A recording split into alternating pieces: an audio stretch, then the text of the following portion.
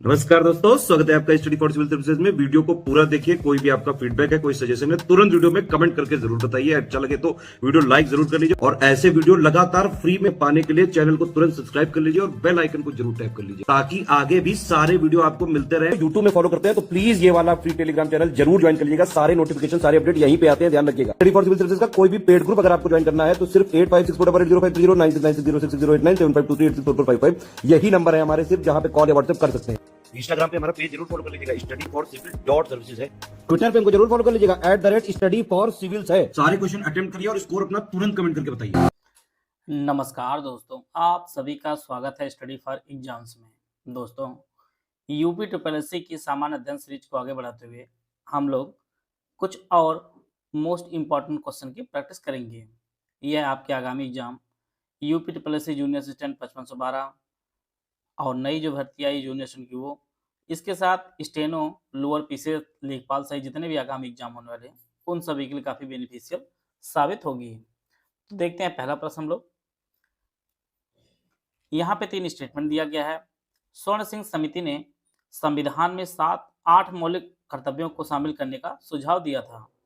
42वें संविधान संशोधन अधिनियम 1976 में 10 मौलिक कर्तव्य शामिल थे। 11वां मौलिक कर्तव्य 86वें संविधान संशोधन अधिनियम 2002 द्वारा जोड़ा गया था। आपको पहचानना कौन सा स्टेटमेंट जो है सही है। पहला जो स्टेटमेंट वह सही है कि स्वर्ण संघ समिति ने जो सुझाव दिए थे मौलिक कर्तव्य को संविधान में जोड़ने के लिए, टोटल जो है 8 मौलिक कर्तव्य जो है जोड़ने का संविधान में जो है सुझाव दिया था। दूसरा जो स्टेटमेंट है वह भी सही है कि 1976 में जो 42वां संविधान संशोधन हुआ था उसमें 10 मौलिक कर्तव्य को जो है जोड़ा गया था और बाद में जो है 11वां मौलिक कर्तव्य जो ऐड किया गया है, इससे हमारे संविधान के 86वें संविधान संशोधन जो 2002 में हुआ है उसके तहत जो है मौलिक कर्तव्य में 11वां जोड़ा गया है और वर्तमान में जो हमारे मौलिक कर्तव्यों की संख्या है वह टोटल 11 ही है। तो यह जो तीनों स्टेटमेंट है इसके सही है। डी ऑप्शन इसका सही है। यहाँ पर भी 2 स्टेटमेंट है। व्यक्तिगत सत्याग्रह राष्ट्रपति महात्मा गांधी द्वारा 1940 में प्रारंभ किया गया था। सरदार वल्लभ भाई पटेल तीसरे व्यक्तिगत सत्याग्रही थे। केवल एक सही, केवल 2, दोनों सही, ना तो एक ना ही 2 सही है। पहला जो स्टेटमेंट वह सही है। राष्ट्रपति महात्मा गांधी ने जो है 1940 में व्यक्तिगत सत्याग्रह शुरू किए थे इन्होंने। और तीसरे व्यक्तिगत सत्याग्रही जो है वो सरदार वल्लभ भाई पटेल जी नहीं थे, बल्कि उनका नाम ब्रह्मदत्त था। ब्रह्मदत्त जो है तीसरे व्यक्तिगत सत्याग्रही थे। पहले जो थे, इन तीनों का नाम आप नोट कर लीजिए। पहले जो थे वह विनोबा भावे जी थे। विनोबा भावे जी वह पहले थे। दूसरे जो थे पंडित जवाहरलाल नेहरू जी थे और तीसरे आपके ब्रह्मदत्त थे। ब्रह्मदत्त थे। परीक्षा में सब कुछ पूछ सकता है, तो तीनों को आप लोग नोट कर लीजिएगा। तो पहला जो स्टेटमेंट वो आपका सही है। घास के मैदान के संदर्भ में आपको सुमिलित करना है। सुमिलित पहचानना कौन सही सुमिलित नहीं है वो आपको पहचानना है। परीक्षा में भी इस चीज का ध्यान दिया करिए आप लोग कि नहीं पूछ रहा है कि है पूछ रहा है। वेल दक्षिण Africa, pampas Argentina, downs Australia, steppes मध्य एशिया। जैसा कि आप लोग जानते हैं कि पंपास जो घास का मैदान अर्जेंटीना में पाया जाता है, डाउन्स ऑस्ट्रेलिया में पाया जाता है, स्टेपी आपके मध्य एशिया में पाया जाता है। वेल्ड जो होता है यह दक्षिण अमेरिका में नहीं, जल्दीबाजी में लोग यही गलती कर देंगे, यह आपका दक्षिण अफ्रीका होता है, दक्षिण अफ्रीका में। तो यह जो पहला ऑप्शन है यह आपका सही हो जाएगा। निम्नलिखित में से कौन सा 1976 विकसित पहला सुपर कंप्यूटर था? एकोनेटम, क्रेवन, पीसीडब्ल्यू या पीटी? और आप लोग जानते हैं कि यूपी ट्रिपल एससी सभी परीक्षाओं में जो है एक ये ऑप्शन बन के आ गया है। तो इसी पैटर्न पे जो है सभी प्रश्न बनाए जा रहे हैं आपके लिए कि जिससे सब कुछ आप प्रैक्टिस किए रहें पहले से ही। तो उसका जो नाम था वह क्रेवन था। 1976 में जो पहला जो सुपर कंप्यूटर विकसित किया गया था उसका नाम क्रेवन था। ये ऑप्शन इसका सही है। हार्नबिल महोत्सव किस राज्य में मनाया जाता है? नागालैंड। तो हार्नबिल जो महोत्सव मनाया जाता है ये आपके नागालैंड मनाया जाता है। इसका जो ए ऑप्शन है वो आपका सही है। इसे प्रत्येक वर्ष जो है 1 से 10 दिसंबर के मध्य जो है मनाया जाता है। इसे त्योहारों के त्योहार के नाम से भी जाना जाता है। ए ऑप्शन इसका सही है। एहोल अभिलेख किस शासक से संबंधित है? खारवेल, रुद्रदामन, पुलकेशिन द्वितीय, यशोवर्मन। तो एहोल जो अभिलेख है यह चालुक्य राजा पुलकेशिन द्वितीय से संबंधित है। सी ऑप्शन इसका सही है। और यह जो है वर्तमान में कर्नाटक में स्थित है और इसे जो है संस्कृत में उत्कीर्ण करवाया गया था। और इसी में जो बताया गया है कि पुलकेशिन द्वितीय ने जो है हर्षवर्धन को हराया था, हर्ष को जो है हराया था। सी ऑप्शन इसका सही है। यहाँ पे 4 घटनाएं दी गई हैं, आपको जो है बताना है कौन कालानुक्रम सही है। मिशन क्रिप्स, अगस्त प्रस्ताव, वैवल योजना, सीआर फार्मूला। इसके लिए 4 ऑप्शन दिया गया, 5 ऑप्शन दिया गया, आप लोग अपना पढ़ लीजिए। क्रिप्स मिशन जो है आया था यह 1942 में आया था। अगस्त प्रस्ताव जो है यह 1940 में। वैवल जो योजना थी यह 1945 में। और इसके बाद सीआर फार्मूला जो था यह आपका 1944 में था। तो इस प्रकार जो है इसका जो सही आंसर हो जाएगा वो ऑप्शन बी इसका सही आंसर हो जाएगा।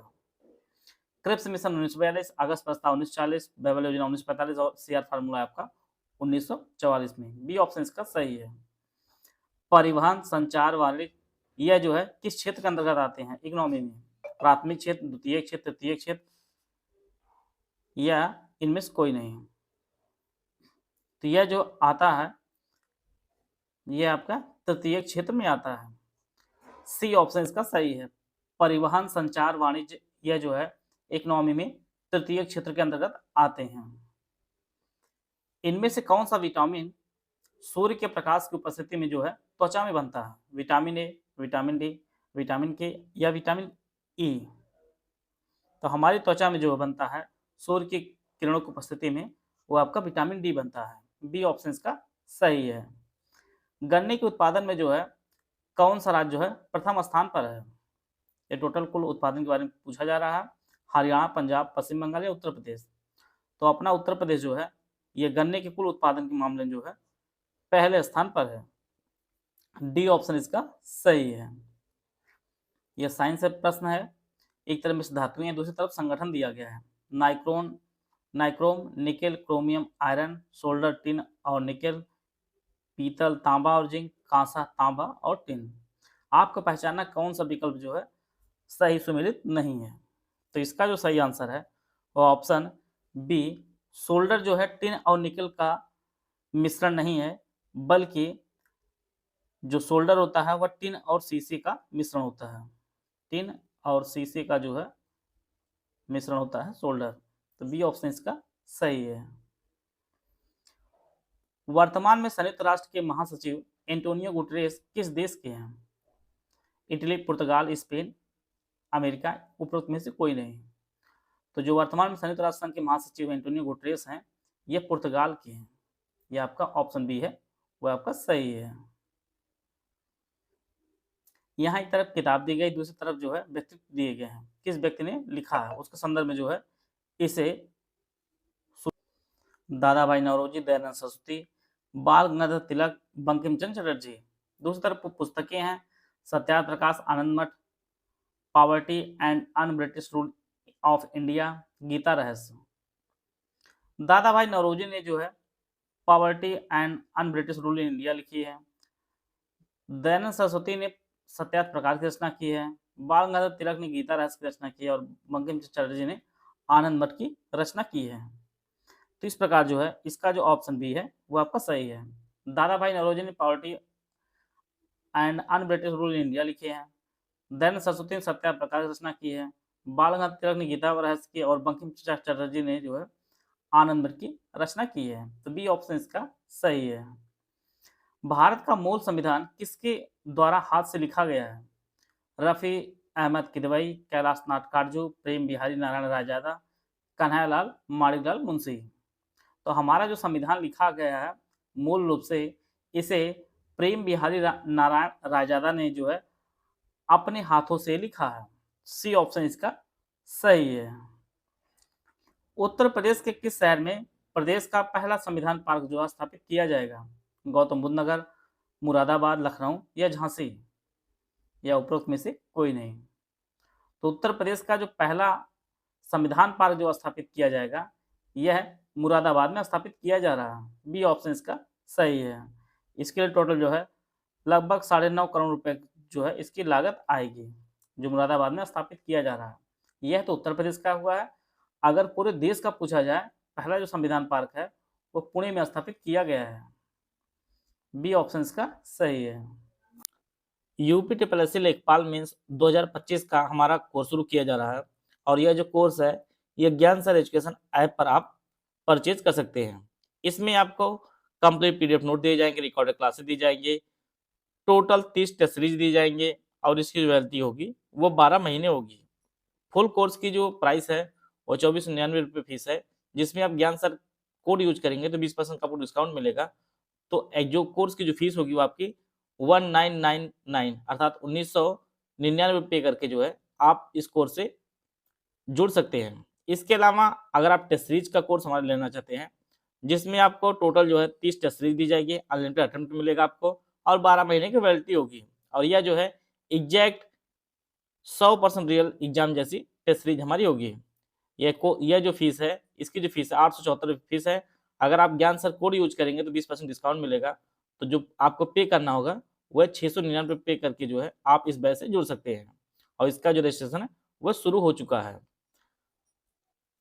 इसे आप प्ले स्टोर से जो है ज्ञान सर एजुकेशन ऐप से डाउनलोड करके इसे परचेज कर सकते हैं और अपनी तैयारी को बेहतर कर सकते हैं।